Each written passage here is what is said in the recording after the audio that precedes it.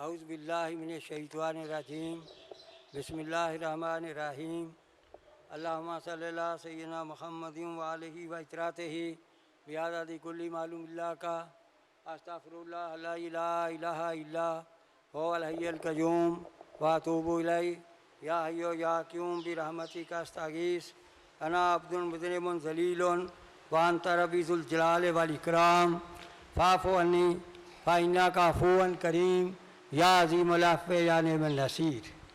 محترم برادران اسلام، میرے آقا سیدی و مرشدی حضرت ابو انیس محمد برکت علی قدیسہ سر العزیز نے معرکہ حق و باطل اور شہادت عظمیٰ کو بہت ہی آسان انداز میں، جیسے کہ اس واقعہ کو اپنی نگاہوں سے دیکھ رہے ہوں، بیان فرمایا ہے بڑی تفصیل سے۔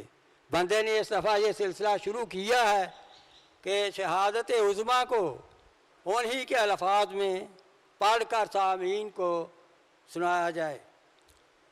دونوں لشکر جو ہیں آمنے سامنے آنے کی تیاریوں میں ہے۔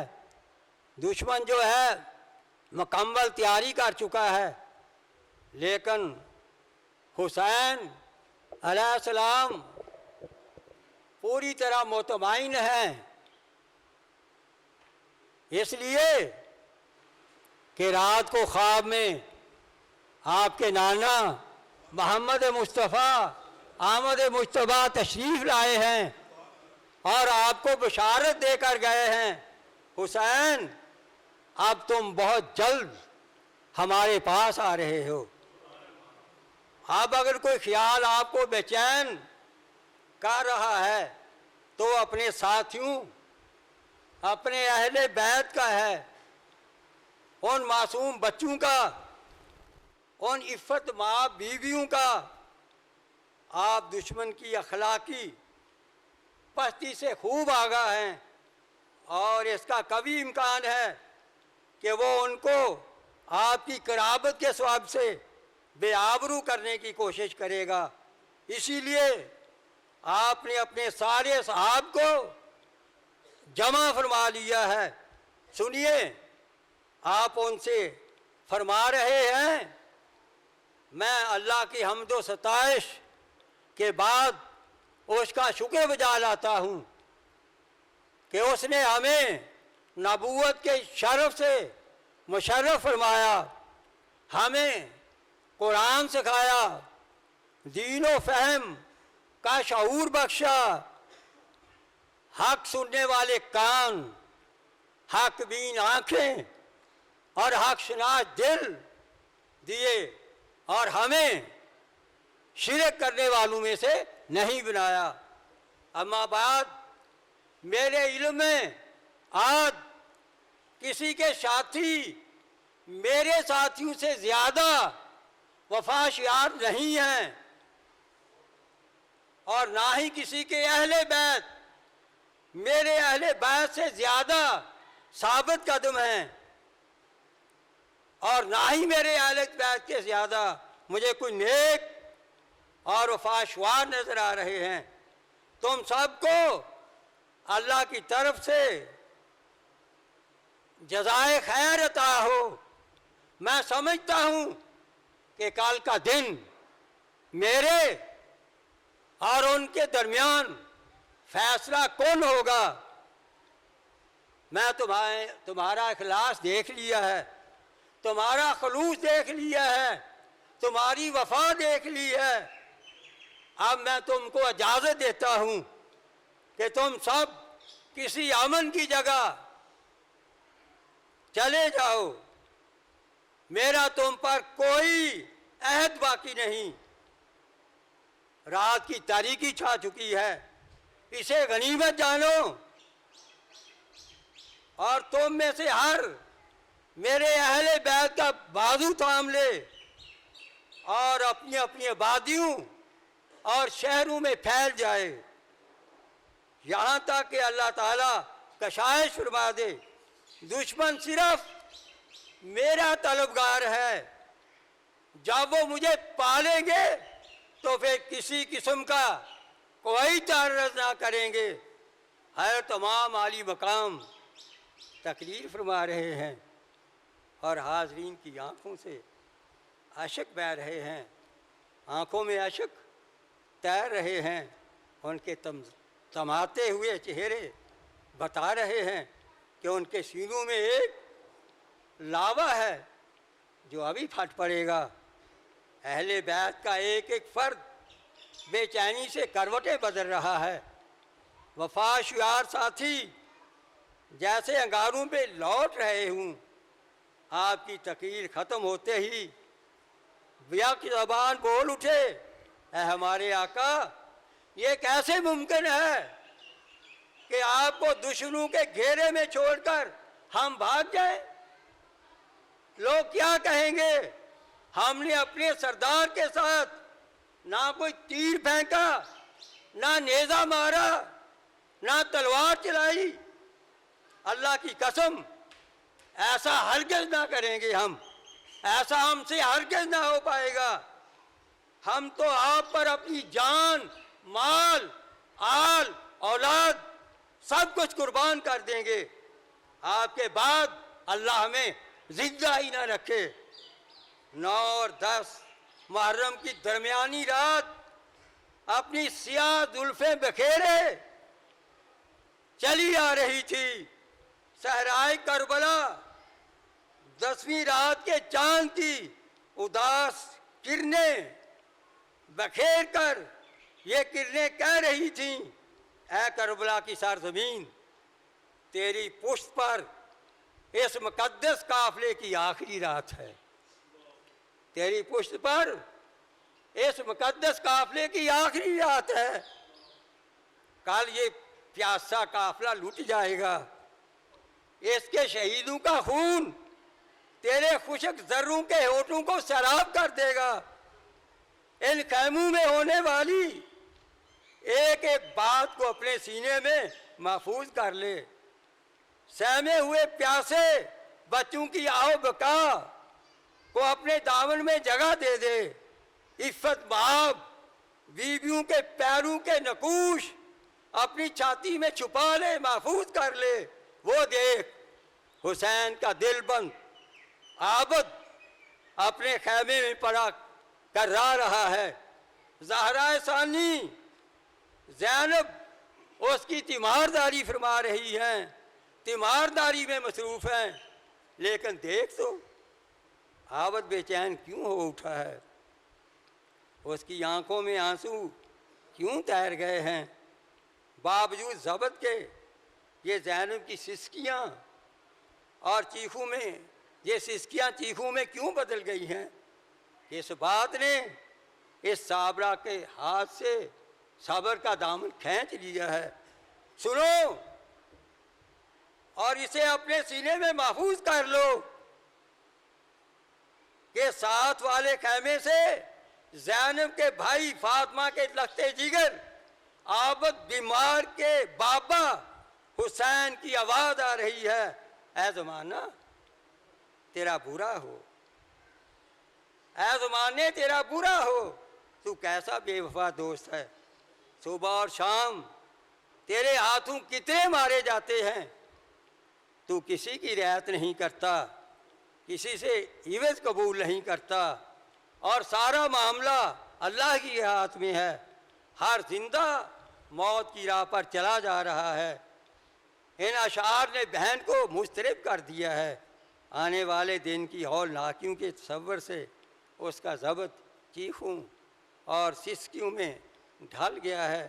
دیکھیے حسین اپنی عفیفہ بہن کی ڈھارس بڑھانے کے لیے آ رہے ہیں اور فرما رہے ہیں، بہن اللہ سے ڈرو، اس کی حمد و ثنا سے اطمینان حاصل کرو۔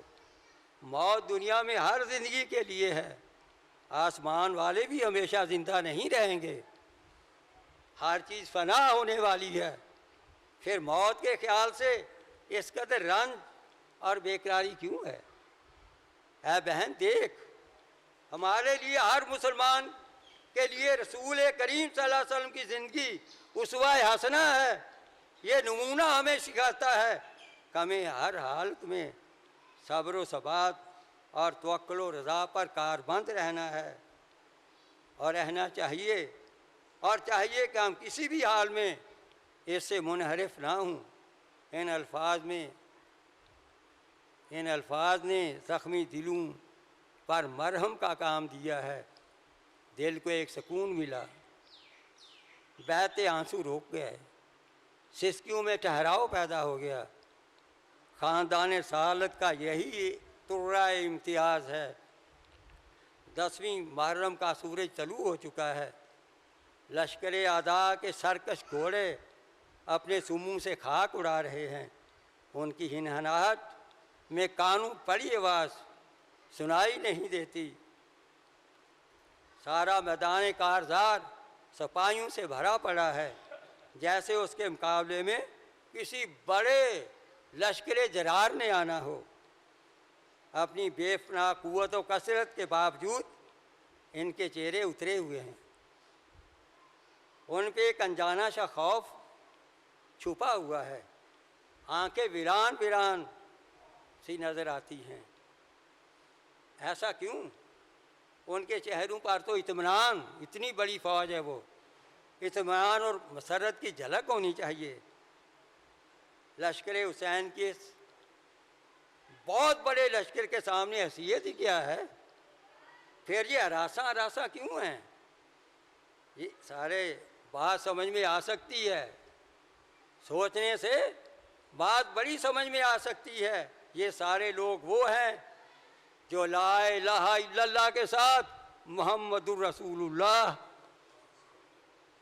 کا اقرار بھی کرنے والے ہیں، اور آج ان کے سامنے محمد رسول اللہ صلی اللہ علیہ وسلم ہی کا گھرانہ ہے، جو شکل، شمائل اور اسوہ حسنہ میں رسول کریم صلی اللہ علیہ وسلم کی سیرت کی تفسیر ہے۔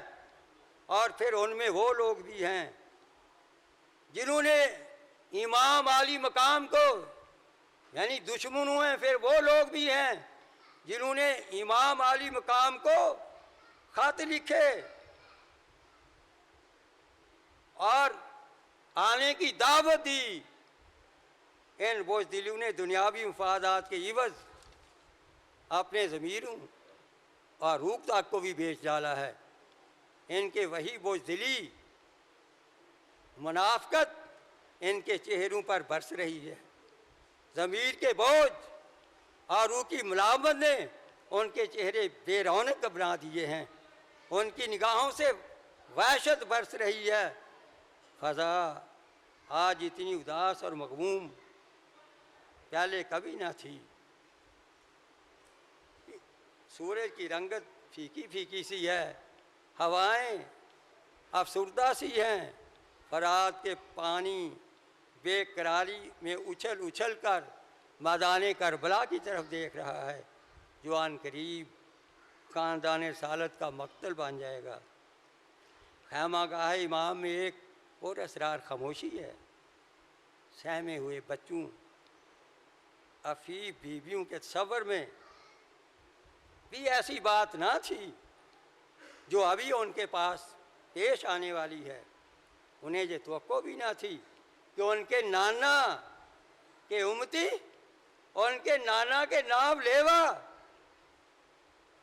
خاندان رسالت کے اس گلشن کو یوں لوٹنے کے لیے دوڑ پڑیں گے، لوٹنے کے در پہ ہو جائیں گے۔ امام عالی مقام نے اپنی مختصر سی سپاہ کو بھی ترتیب دے لیا ہے۔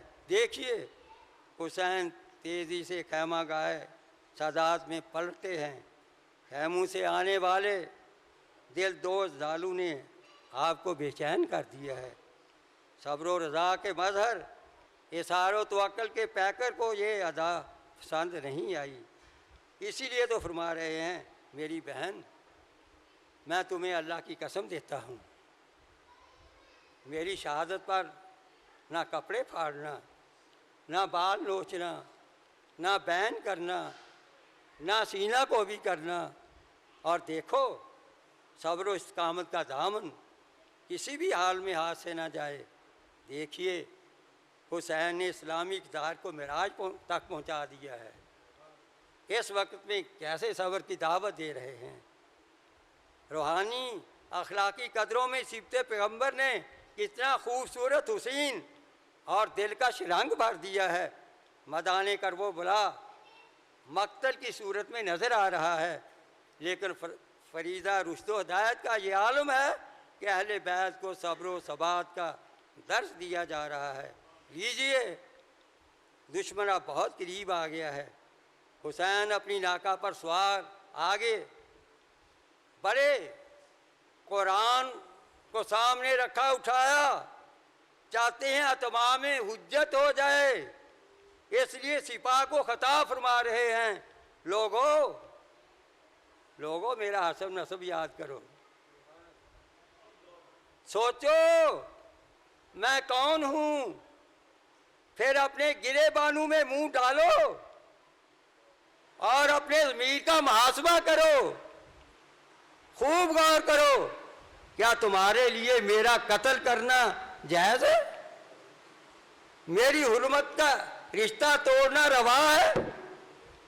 کیا میں تمہارے نبی کی بیٹی کا بیٹا اور اس کی امزاد کا فرزند نہیں ہوں؟ کیا سید الشہداء حضرت حمزہ میرے باپ کے چچا نہیں تھے؟ کیا حضرت جعفر تیار میرے چچا نہیں ہیں؟ کیا تم نے جناب رسول کریم صلی اللہ علیہ وسلم کو یہ فرماتے نہیں سنا کہ آپ نے میرے اور میرے بھائی کے بارے میں فرمایا سیدی شباب اہل الجنہ، کہ جنت کے جوانوں کے سردار؟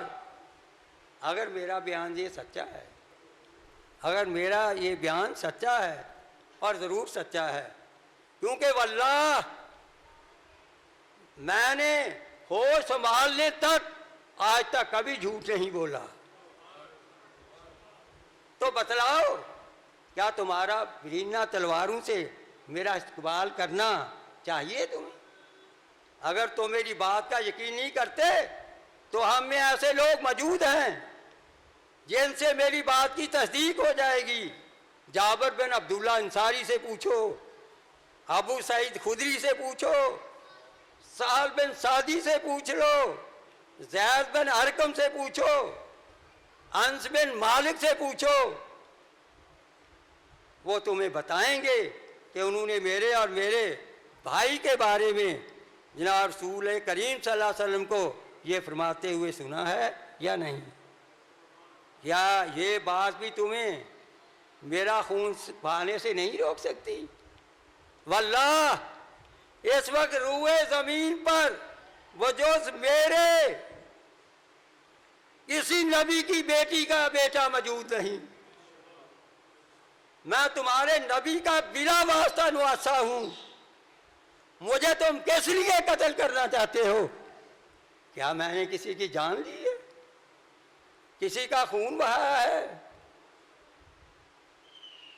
کسی کا مال چھینا ہے؟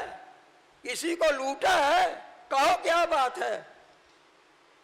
آخر میرا قصور کیا ہے؟ بولو، جواب دو. بولتے کیوں نہیں؟ آپ نے دشمنوں میں سے چند جو آپ کے خلاف جنگ کے لیے آئے تھے ان کے نام لے کر آپ نے فرمایا تم وہی نہیں جنہوں نے مجھے خط لکھے، میرے پاس وفد بھیجے اور مجھے لکھا کہ پھل پک گئے ہیں، زمین سر سبز ہو گئی ہے، نہریں ابل پڑی ہیں، اگر آپ آئیں گے تو اپنی ایک جرار فوج کے پاس آئیں گے، جلدی آئیے. لیکن وہ دلوں کی ڈھٹائی دیکھیے کہ صاف جھوٹ بول رہے ہیں اور کہہ رہے ہیں ہم نے تو ہرگز یہ خط نہیں لکھے تھے، مکر گئے ہیں. یہ کیسے لوگ ہیں جن کو نہ اپنی بات کا پاس ہے، نہ عہد کا احساس ہے، نہ اللہ کا خوف ہے، نہ اللہ کے رسول سے حیا ہے. ان صلی اللہ علیہ وسلم کے نواسوں اور عزیزوں کے ساتھ یہ سلوک، کیا اس کے بعد بھی یہ لوگ آپ کی شفاعت کی امید رکھتے ہیں؟ اسے کہتے ہیں دین و دنیا سے محرومی، اسے کہتے ہیں ذلت دوام، اسے کہتے ہیں رسوائی۔ ظہیر بن قید اپنا گھوڑا بھی آگے بڑھاتا ہے، ذرا ان کے جذبات بھی سنتے جائیے۔ آپ دشمنان سے خطاب کرتے ہوئے فرماتے ہیں، ظہیر بن قید، اہل کوفہ عذاب الہی سے ڈرو۔ ہر مسلمان پر اپنے بھائی کو نصیحت کرنا فرض ہے۔ دیکھو اس وقت تک ہم بھائی بھائی ہیں، ایک ہی دین اور ایک ہی طریقے پر قائم ہیں۔ جب تلواریں نیام سے نہیں نکلتی تو ہمارا حق ہے کہ تمہیں نصیحت کریں، تمہیں سمجھائیں، لیکن تلوار کے درمیان میں آتے ہی باہمی حرمتیں ٹوٹ جائیں گی، ہم اور تم دو علیحدہ گروہ ہو جائیں گے۔ دیکھو اللہ نے ہمارا اور تمہارا اپنے نبی کی اولاد کے بارے میں امتحان لینا چاہا ہے۔ ہم تمہیں اہل بیت کی نصرت کی طرف بلاتے ہیں اور شرکس عبید اللہ ابن زیاد کی مخالفت کی دعوت دیتے ہیں۔ یقین کرو ان حاکموں سے کبھی تمہیں بھلائی حاصل نہ ہوگی، یہ تمہاری آنکھیں پھوڑیں گے، تمہارے پاؤں کاٹیں گے، چہرے تمہارے مسخ کریں گے، بگاڑیں گے، تمہیں درختوں سے باندھ کر درختوں کے تنوں سے پھانسی دیں گے اور نیک انسانوں کو چن چن کر قتل کریں گے۔ بلکہ اگر تم دیکھو تو یہ سب کچھ کر بھی چکے ہیں۔ ابن حجر بن عدی اور ہانی بن عروہ وغیرہ کے واقعات ابھی اتنے پرانے نہیں ہوئے کہ تمہیں یاد نہ رہے ہوں، لیکن کوفیوں کا جواب تھا، بخدا ہم اس وقت تک نہ ٹلیں گے جب تک کہ حسین اور اس کے ساتھیوں کو قتل نہ کر لیں یا انہیں امیر کے روبرو حاضر نہ کر دیں۔ زبیر بن قین بولے، خیر اگر فاطمہ بنت رسول کا بیٹا سمیہ کے شوکرے سے یعنی ابن زیاد سے کہیں زیادہ حمایت و نصرت کا مستحق نہیں تو کم کم اولاد رسول کا اتنا تو پاس کرو کہ اسے قتل نہ کرو۔ یزید واللہ یزید کو خوش کرنے کے لیے میرے خیال میں یہ ضروری نہیں کہ تو ابن رسول کریم صلی اللہ علیہ وسلم کا خون بہاؤ، لیکن شیمہ اس کے جواب میں ان پر تیر پھینکا اور وہ واپس آ گئے۔ لیکن یہ کیا، یہ کون ہے جو لشکر اعداء دشمنوں کے لشکر کی طرف سے نکلا ہے، اپنا گھوڑا دُرائے امام عالی مقام شہداء کنین ہر تمام حسین علیہ السلام کی طرف تیزی سے بڑھ رہا ہے؟ یہ کیا چاہتا ہے؟ اس کے انداز سے معلوم ہوتا ہے کسی خاص مشن پر آ رہا ہے۔ کیا یہ جنگ چاہتا ہے؟ کیا کوئی پیغام پہنچانا چاہتا ہے؟ سب نگاہیں اس آنے والے کی طرف لگی ہوئی ہے، بلکہ دشمن کی طرف سے بھی اشاروں میں سرگوشیاں ہو رہی ہیں۔ چہرہ خود میں ڈھکا ہوا ہے، اس لیے شناخت نہیں ہو سکتی۔ گھوڑے پر اس کی گرفت تو دیکھو کتنی مضبوط، رخ سیدھا امام کی جانب ہے، قریب پہنچ کر گھوڑے سے کود پڑا ہے اور امام کے حضور میں جھک گیا ہے۔ آنکھوں سے آنکھوں چھلک رہے ہیں، آنکھوں سے آنسو بہہ رہے ہیں۔ لیکن تو کون؟ امام علی مقام نے پوچھا۔ اے فرزند رسول، میں وہ بدبخت انسان ہوں جس نے آپ کو واپس جانے سے روکا، راستہ بھر آپ کا پیچھا کیا اور اس بے آب و گیا میدان میں اترنے پر مجبور کیا۔ اللہ کی قسم میرے وہم و گمان میں بھی نہ تھا کہ یہ لوگ اس معاملے میں یہاں تک پہنچ جائیں گے۔ واللہ اگر مجھے یہ علم ہوتا کہ وہ آپ سے یہ برتاؤ کریں گے تو میں اس حرکت کا ارتکاب کبھی نہ کرتا۔ میں اپنے جرم پر ناداں ہوں، توبہ کے لیے حاضر ہوا ہوں، حضور سے معافی چاہتا ہوں۔ میں اپنے جرم پر ناداں ہوں، آپ کے قدموں میں قتل ہونا چاہتا ہوں۔ کیا میری توبہ میرے جرم کی تلافی کے لیے کافی ہے؟ آپ نے شفقت سے فرمایا ہاں تیری توبہ اللہ قبول فرمائے، اللہ تجھے معاف کرے اور بخش دے۔ تیرا نام کیا ہے؟ عرض کی حر۔ فرمایا تو حر یعنی آزاد ہی ہے، جیسا تیری ماں نے تیرا نام رکھ دیا ہے۔ انشاءاللہ دنیا و آخرت میں تو ہی حر ہے، تو ہی حر ہے۔ اور پھر حر جو تھوڑی دیر پہلے جہنم کے دہانے پر آنے بعد میں جنت کے سبزہ زاروں میں پہنچ گیا۔ اور اس کی آنکھوں سے بہنے والے ندامت کے آنسو نے جہنم کے بھڑکتے لپٹتے شعلوں کو سرد کر دیا ہے۔ اللہ کی رحمت نے بے محابہ اسے اپنی آغوش میں بھینچ لیا ہے۔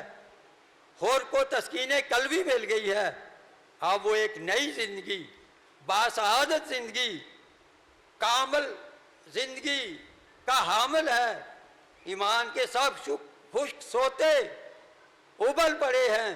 اہل کوفہ سے آپ یعنی حور کا خطاب، آپ جذبہ ایمانی کے مظہر ہیں اور دشمنوں کے سامنے آپ خطبہ دیتے ہیں۔ اہل کوفہ تم ہلاک ہو جاؤ، کیا تم نے ان کو اس لیے بلایا تھا کہ وہ آ جائیں اور تم ان کو قتل کر دو؟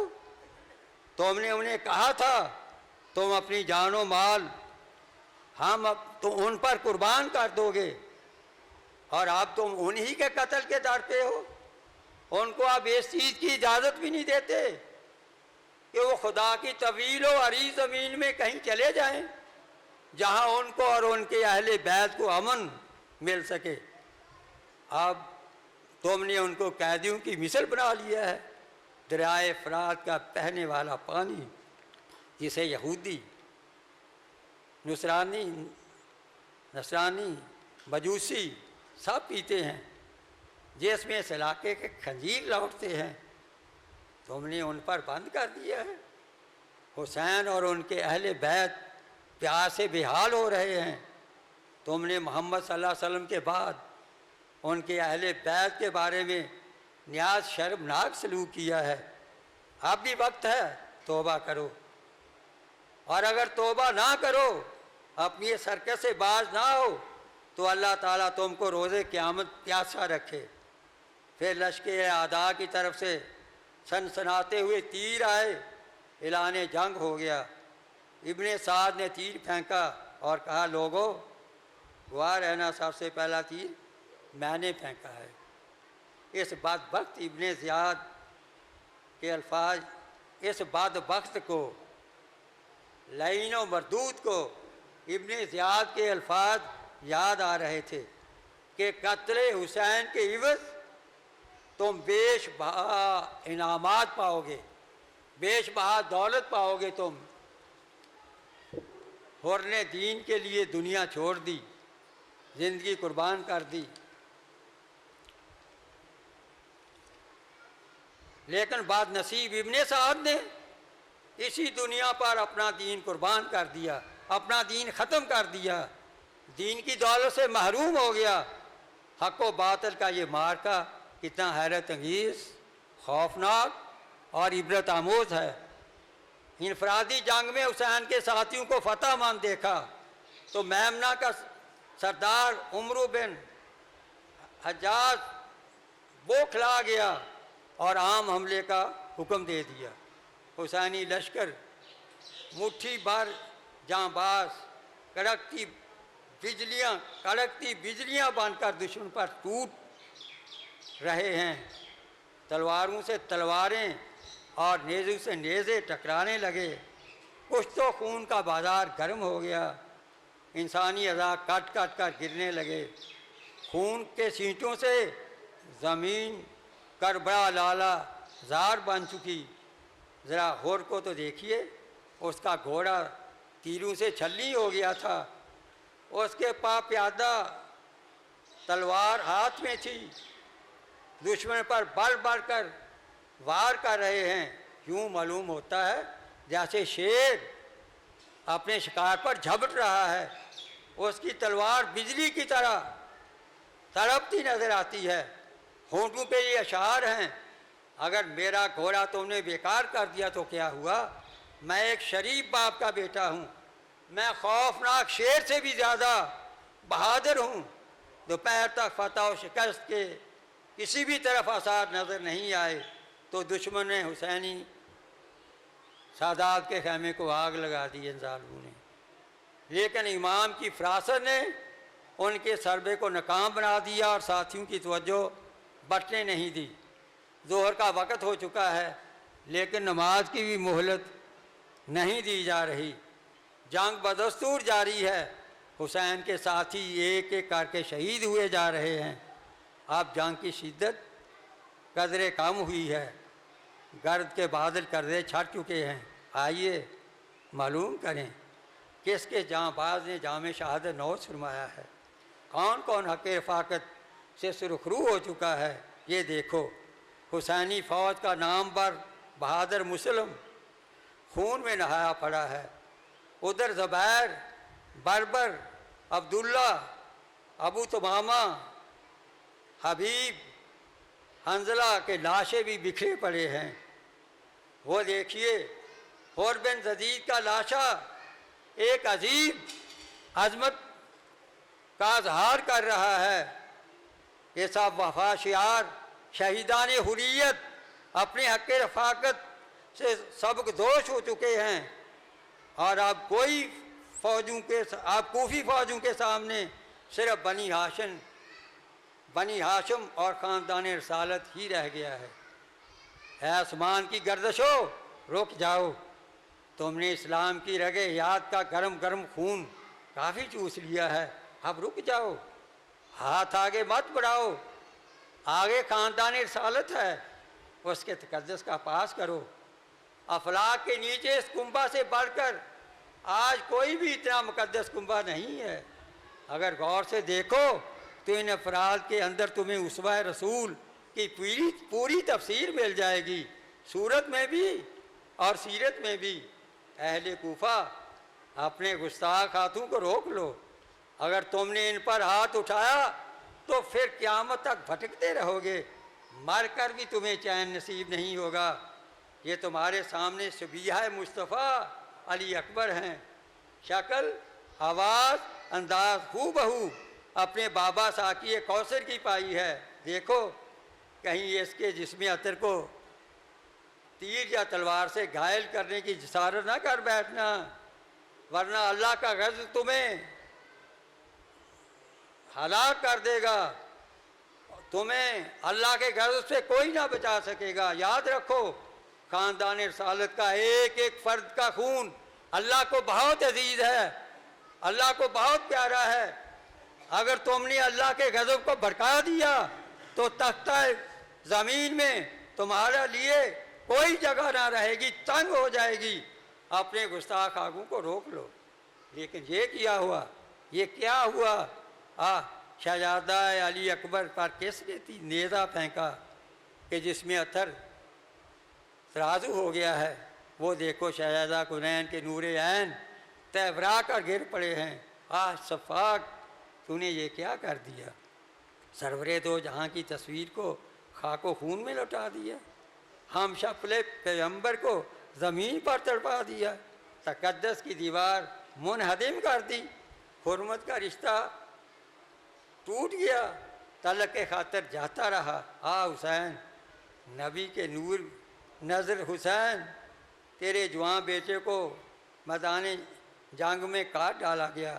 دیکھ، یہ ظالم دشمن کا نیزہ کس طرح تیرے لخت جگر کے سینہ سے پار نکل چکا ہے۔ تیرے نانا کا ہم شکل، تیرا جوان علی اکبر گھوڑے سے گر پڑا ہے۔ آیا محمد، زمین پر گرا دی گئی ہے، بڑھ کر اسے تھام لے۔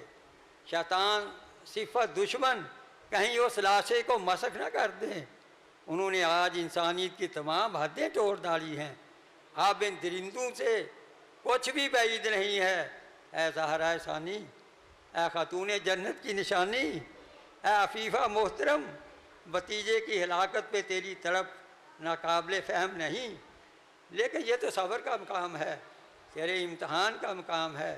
اس ایک زخم کے بعد ابھی تیرے لیے اور بہت بھی چرکے ہیں، بہت سے صدمے ہیں۔ پھر تجھ کو اس قافلے کے پسماندگان کا امارت کا فریضہ بھی تو انجام دینا ہے۔ دیکھ، تیرا بھائی حسین کے حوصلے اور پامردی سے جوان بیٹے کا لاشا کندھوں پر ڈالے آ رہا ہے۔ گنجے شہیدہ کو آراستہ کر کہ یہاں تیرے بھائی، تیرے بھتیجے آرام فرما ہیں۔ دیکھ فاطمہ اور سکینہ، تیری بھتیجیاں بھائی کے لاشے پر نوحہ کر رہی ہیں۔ ان کے دل دوز نالوں سے آسمان پھٹا جا رہا ہے۔ انہیں گلے سے لگا کر پیار دے، حوصلہ بڑھا۔ غم کی یہ رات بہت طویل ہے۔ وہ دیکھ، آل عقیل کے خون کے چھینٹے فضا میں اڑنے لگے ہیں۔ بدان کارزار لالا زار بنا جا رہا ہے۔ اس جرأت و پامردی سے چوٹ پر چوٹ سہ رہے ہیں۔ وہ دیکھو، عبداللہ بن مسلم کی طرف سنسناتا ہوا تیر آیا۔ کامسن عبداللہ عذاب جنگ کیا جانے، گھبراہٹ میں ہاتھ سے پیشانی کو ڈھانپا تو تیر اس کے گزر گیا۔ اس طرح وہ پیشانی سے پیوست ہو گیا۔ دوسرے تیر نے چھاتی کو سیدھ ڈالا۔ ننھا مظلوم زمین پہ تڑپ رہا ہے۔ محمد بن مسلم شہید ہو گئے۔ جعفر بن عقیل، عبد الرحمن بن عقیل بھی خون میں نہا گئے۔ محمد بن ابی سعد بن عقیل کی پیشانی پر ایک بدبخت دشمن کے بیٹے لقیق نے تیر مارا اور وہ شہید ہو گئے۔ یہ سب گنجے شہیداں کی زینت بن چکے ہیں، اور آپ آل ابو طالب، آل نبی کی جھال بن کر اپنی جان کا نذرانہ پیش کرتے ہیں۔ خیموں کی اور سے دیکھو، گلستان ہاشمی کے کیسے کیسے پھول کٹ کر گر رہے ہیں۔ عبداللہ بن جعفر کے لال اون اور محمد اپنی کم سنی کے باوجود تلواریں حمائل کر کے نکلے ہیں۔ اے زینب، اے بنت فاطمہ و علی، تو نے اپنی خاندانی شرافت و وجاہت کا خوب مظاہرہ کیا۔ کم سن بچوں کو اپنے ہاتھوں سے مسلح کر کے میدان میں جھونک دیا، جس میں ہر طرف موت کا بھوت ناچ رہا ہے۔ تیرا یہ عزم، تیرا یہ حوصلہ رہتی دنیا تک مثال بنا رہے گا۔ لیکن یہ کون ہے جو اب عجب شان بے نیازی سے بیدان کارزار کی جانب بڑھ رہا ہے؟ نہ چشم پر، نہ جسم پر زیرہ ہے، نہ سر پر خود احرام نما پہن، ٹوٹے ہوئے تسمے والا جوتا، نصرت عوام کے لیے آنے والا یہ کون ہے؟ عمر اگرچہ چھوٹی ہے لیکن حوصلہ بہت بلند ہے۔ چہرہ تو دیکھو جیسے تاریکیوں میں چاند نکل آیا ہو۔ کون وقت ہوگا جو اس حسین خوبصورت مکھڑے اور چہرے کو خاک و خون میں لٹانے کا حوصلہ کرے گا؟ مگر عمر بن سعد بن نفیل نے قبیلے کے ماتھے پر کلنک کا ٹیکا لگا دیا، اپنے اب و جد کو رسوا کر دیا۔ ارے یہ شاید حسن کا نور نظر تھا، حسین کے بڑے بھائی حسن کا نور نظر تھا، حسین کا برادر زادہ قاسم، جن کے ساتھ پر تو نے تلوار دے ماری۔ قاسم منہ کے بال گر پڑا، ہائے چچا، اور زمین پر لوٹنے لگا۔ دیکھو حسین غضبناک شیر کی طرح بجلی کی تیزی سے بھتیجے کے سر پر آ پہنچے۔ قاتل پر تلوار کا ایک سخت وار کیا اور اس کی کونی سے بازو کاٹ کر پھینک دیا۔ کم بخت اب ساتھیوں کو مدد کے لیے پکار رہا ہے، لیکن جا، تیرے ساتھی تیری موت کا سامان بنیں گے۔ اور پھر ایسے ہی ہوا، وہ اپنے ساتھیوں کے گھوڑوں کے تلے پامال ہو کر وہ ہلاک ہو گیا۔ اے سیاہ بخت ظالم، ابھی یہ سزا تو جھولی میں ڈال، قیامت کو باقی حساب چکایا جائے گا۔ حسین حسرتوں دو کی تصویر بنے، قاسم کے لاشے کو دیکھ رہے اور فرما رہے ہیں ہلاکت ہو ان کے لیے جنہوں نے تجھے قتل کیا۔ قیامت کے دن تیرے نانا کو کیا جواب دیں گے؟ باخدا تیرے چچا کے لیے حسرت کا مقام کہ تو اسے پکارے اور وہ جواب نہ دے، یا جواب دے مگر اس کی آواز تجھے کوئی نفع نہ دے سکے۔ افسوس تیرے چچا کے دشمن بہت ہو گئے مگر دوست باقی نہ رہے۔ اور واقعی اب دوست کوئی بھی زندہ تو باقی نہیں رہا تھا۔ جب تک وہ زندہ رہے اہل بیت کے کسی فرد کو خراش تک نہیں انہوں نے آنے دی، وہ سب ایک ایک کر کے شہید ہو چکے ہیں، جبھی تو اہل بیت پر ان کے ہاتھ پہنچے ہیں۔ پورا گلشن اجڑ گیا، پورا گھرانہ لٹ گیا، ابو طالب کا گھرانہ، رسول اللہ صلی اللہ علیہ وسلم کی بیٹی کا گھرانہ۔ خیمے میں اب صرف عابد بیمار اور شیر خوار علی اصغر ہے، اور میدان میں اکیلے حسین۔ شہادت بیمار میں اگر چلنے کی ذرا بھی سکت ہوتی تو وہ میدان میں جنگ میں باپ کے ساتھ ہوتے۔ ظالم درندوں، صفاق بھیڑیوں، شیطان صفت انسانوں، انسانی شرف کو تم نے یوں پامال کیا ہے کہ تمہاری بربریت اور درندگی رہتی دنیا تک بدی کی تمثیل بن کر زندہ رہے گی۔ تم نے اللہ کے خوف سے منہ موڑ لیا ہے، اب ہر آنے والے زمانے کی پھٹکار قیامت تک تمہارا پیچھا کرے گی۔ وہ دیکھو حسین خیمہ کی جانب آئے، سر سے بہنے والا خون بتا رہا ہے، یعنی آقا حسین کے سر سے خون بہہ رہا ہے کہ کسی شقی اور بدبخت کا وار ہو چکا ہے۔ اپنی ماں بائی جہن سے فرما رہے ہیں بہن، میرے بابا حضرت ابراہیم کے وقت سے ہمارے ذمہ ایک قرض تھا، ایک قرض چلا آ رہا تھا، زمین کا قرض، شاید اب زندگی مزید وفا نہ کرے۔ میرے بیٹے، میرے علی، میرے بیٹے، میرے لخت جگر علی اصغر کو لاؤ تاکہ اس کے خون سے آل اسماعیل کا وہ قرض چکا ڈالوں، خون اصغر سے زمین کی پیاس بجھا دوں، اس افسانے کی تکمیل کر دوں جس سے میرے بابا نے حضرت ابراہیم نے ناتمام چھوڑا تھا۔ خون اصغر کے وہ تفصیل لکھ دوں جس کا ازبال میرے بابا اسماعیل کا گلا تھا۔ آج اس سے بڑھ کر، آج اس بیٹے سے بڑھ کر، اصغر سے بڑھ کر میرے پاس کوئی قیمتی متاع نہیں رہی جسے میں اللہ کے حضور پیش کر سکوں۔ پھر حسین آگے بڑھے، اپنے لخت جگر کو گود میں لیا اور مقتل میں آ گئے، میدان جنگ میں آ گئے۔ فرشتوں نے آسمان کے دریچے کھول دیے تاکہ آسمانی مخلوق خلیفۃ اللہ فی الارض کی یہ معراج بھی دیکھ لے۔ پرانے بہشتی معصوم شہزادے کے استقبال کو بڑھی، ان کے ہاتھوں میں جنتی پھولوں کے گجرے اور ہونٹوں پر درود و سلام کے نغمے تھے۔ ملائکہ باپ اور بیٹی کی قربانی کا منظر دیکھنے کے لیے ایک مدت سے منتظر تھے۔ آج وہ منظر آراستہ کیا جا چکا ہے تو اپنے میں وہ تاب نظارہ نہیں پا رہے، سراپا مضطرب بنے ہوئے ہیں۔ پھر وہ یہ بھی دیکھ رہے ہیں کہ تسلیم و رضا اور ظلم و جفا کے دو عظیم شاہکار ہیں، ایک طرف تسلیم و رضا ہے، دوسری طرف ظلم و جفا ہے۔ ایک طرف حسین اس کا معصوم فرزند ہے تو دوسری طرف انسان نماد درندے، ایک طرف رفت ہے اور دوسری طرف پستی، وہ دونوں کو آمازنہ کر رہے ہیں۔ حق اور باطل کا ازلی اور ابدی مارکا آج اپنے پورے عروج پر ہے۔ حق چاہتا ہے عظمت و رفت انسانی کی پستی کا کوئی مقام، کوئی درجہ سے جانے نہ دیا جائے، جبکہ ظلم و باطل یہ خواہش ہے کہ انسانی پستی کا کوئی مقام باقی نہ رہے، جس کو کبھی تخیل انسانی کی پرواز بھی چھو سکی ہو۔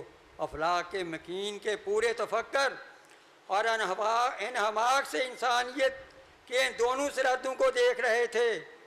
افلاک کے مکین یعنی عالم بالا والے پورے تفکر اور انہماک سے انسانیت کے ان دونوں سرحدوں کو دیکھ رہے تھے کہ اچانک ایک تیر قضا بن کر آیا اور معصوم اصغر کے گلے میں پیوست ہو گیا۔ زمین و آسمان لرز اٹھے، قدسیوں میں ایک شور و غم اٹھا، سورج کی شعاعیں ماند پڑ گئیں، فضا کا رنگ زرد ہو گیا۔ حسین نے اس خون کو چلو میں بھرا اور زمین کے تپتے ہوئے ہونٹوں میں انڈھیل دیا۔ ذرے اس معصوم سرخی سے جگمگا اٹھے۔ انا للہ و انا الیہ راجعون۔ اب یہ دلدوز کہانی اپنے منطقی انجام کی طرف تیزی سے مائل ہے، اپنے نقطہ عروج پر پہنچنے کے لیے بےتاب ہے۔ اسے ایک اور مقدس سر چاہیے، نواسہ رسول کا سر۔ اسی ایک سر کے لیے انہوں نے سردار کی بازی لگائی، اسی لیے تو جہنم کے دہکتے انگاروں کا عذاب قبول کیا تھا، اسی لیے تو اپنی آخرت تباہ کی تھی، اسی لیے تو کئی مقدس سر شانوں سے کاٹ دیے۔ ہاں، یہی سر ان کا گوہر مقصود تھا، اسی پر ان کی توفیق کا انحصار تھا، یہی سر ان کے لیے تقرب شاہی کا باعث بنے گا، اسے کی عوض ان کی شاہی نواشات کی بارش ہوگی، ان پر شاہی نواشات کی بارش ہوگی۔ ہاں، یہی سر انہیں چاہیے جو عظمت آدم کی علامت ہے، جو عظمت اعظم کا تاج ہے، احیاء دین کا نشان ہے، ارتقاء آدمیت کا ماشاءاللہ پشتبان ہے۔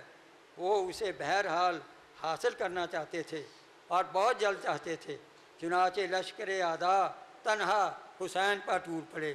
شدت جنگ اور جھلسا دینے والی گرمی میں تشنہ لب حسین اب بھی پہاڑ کی طرح ثابت قدم تھے، مسلسل وار کرتے اور وار سہ رہے تھے کہ ایک تیر آیا جو آپ کے حلق میں پیوست ہو گیا۔